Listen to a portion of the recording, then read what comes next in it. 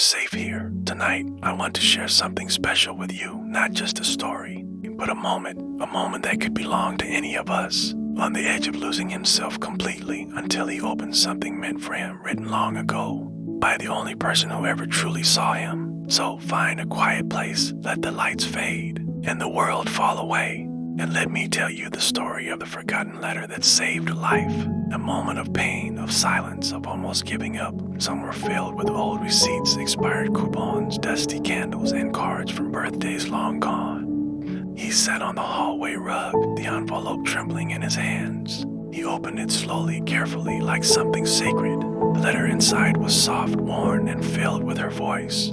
That was when she decided to try again, to live again. And then she had Daniel. Then, in the back of a hallway cabinet, tucked behind a faded photograph, he found it, a small envelope, aged and yellowed with time. It meant he had felt too much, carried too much, tried too long. But it also meant he was still here.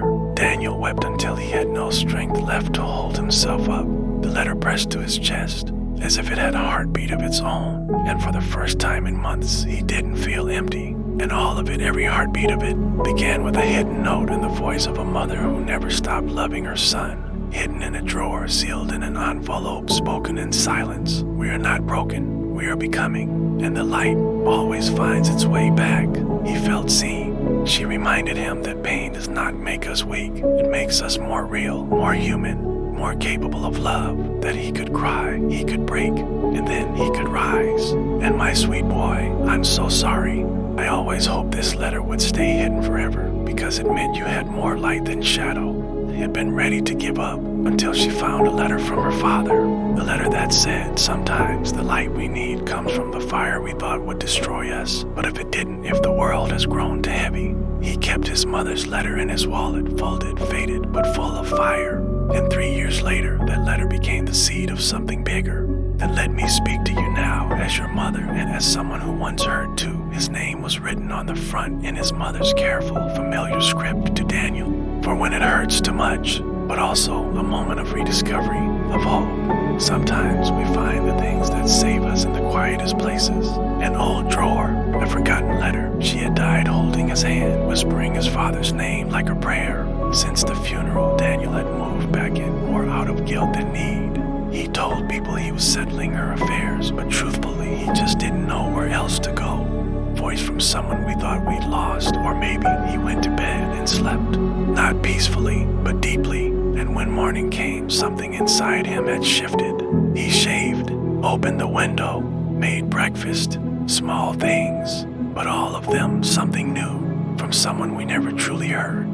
In this soft whisper of a story, you'll meet Daniel, a young man grieving, drifting. The storm came in just after sunset. Outside, the rain fell in waves, heavy and angry, drumming against the roof of the old house like it was trying to wash the memories off its walls. But inside, the silence was heavier. Seated alone at the dining table, Daniel stared at a coffee mug that had long gone cold. His fingers traced the rim absent-mindedly, his eyes far away. This had been his parents' house. Now it was his. His mother had passed away 3 months earlier, cancer, aggressive and unkind. His life had quietly unraveled, job lost, relationship ended. Motivation drained like water through cracked glass. The days blurred. Sleep came late. Food didn't matter. Each evening he found himself in that same chair, surrounded by memories and silence. That night, as the storm howled outside, something stirred in him. Not inspiration, more like desperation.